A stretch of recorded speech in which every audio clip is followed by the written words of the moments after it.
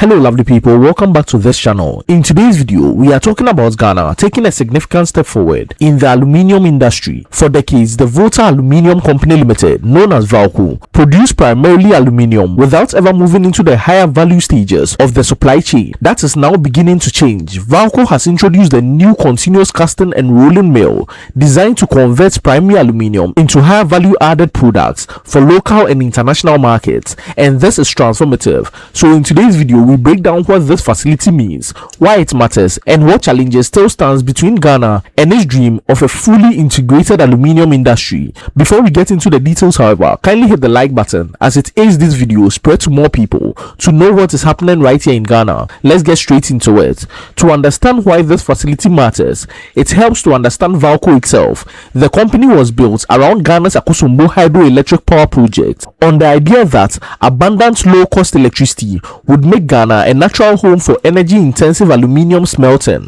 For years, Valco operated as a primary smelter, taking imported alumina and converting it into raw aluminium metal, most of which was exported without any further local processing. That model carried a structural weakness. Ghana holds enormous bauxite reserves, estimated at more than 700 million metric tons, yet the country has never had a domestic alumina refinery. Valco was in effect importing a critical raw material, despite sitting on the very minerals that raw materials comes from. The company also faced years of underperformance driven by inconsistent power supply, aging infrastructure, and constrained smelting capacity, at points operating at a fraction of its original design capacity. In recent years, the government has pushed to change that trajectory. Smelting capacity has been increased, new equipment brought in to support the expanded operations, and there has also been a clear policy shift toward value addition rather than just simply exporting raw metal.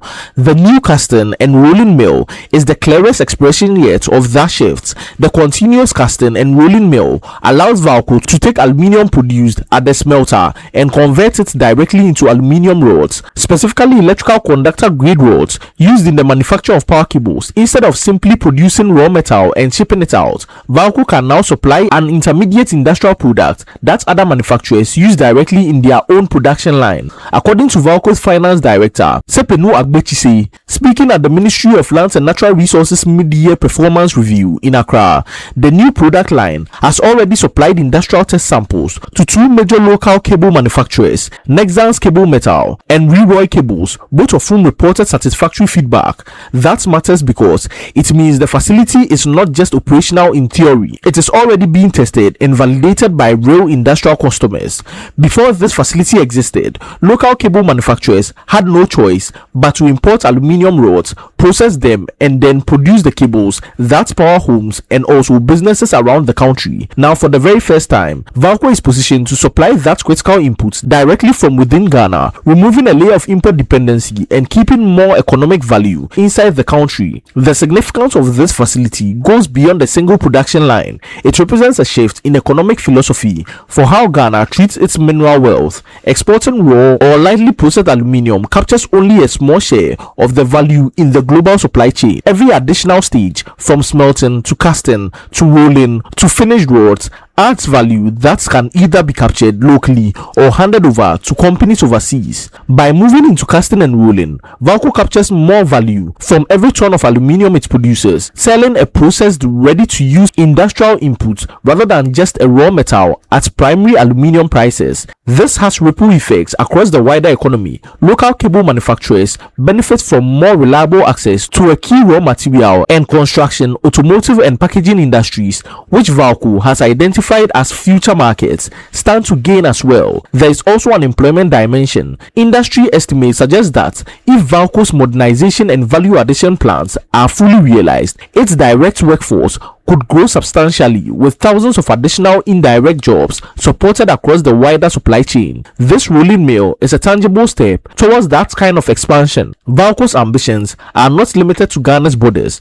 In June 2026, approximately 25 metric tons of each element electrical conductor grade aluminium rods were shipped to Europe for testing, with results expected by the end of August 2026, this very month. If the results are positive, it would open a new avenue for Valco to supply value-added products to international customers, marking a meaningful evolution for a company historically known primarily as an exporter of raw primary aluminium. Success here will strengthen Ghana's position within the global aluminium industry and prove the country can compete on quality, not just raw material supply. Despite this progress, Valco continues to operate with a significant structural disadvantage. Ghana still does not have a domestic alumina refinery. Alumina is the essential input required to produce aluminium metal, and without a local refinery, Valco must keep importing it. This gap creates real financial strain. However, domestic alumina refinery remains a central pillar of Ghana's long-term aluminium strategy. The Ghana Integrated Aluminium Development Corporation,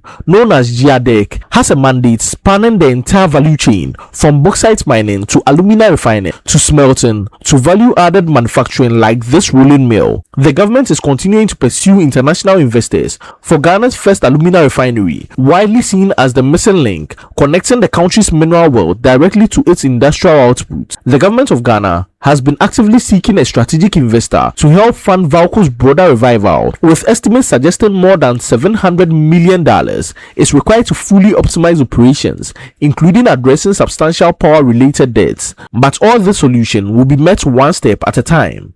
The path forward is still being built, but the direction is increasingly clear, with the new rolling mill already receiving positive feedback from local manufacturers and international testing underway in Europe. Valco is positioning itself to capture more value locally while reducing Ghana's long-standing reliance on imported aluminium products. The bigger prize, a fully integrated aluminium industry spanning milling, refining, smelting, and manufacturing, still depend on a major investment that has not been finalized yet.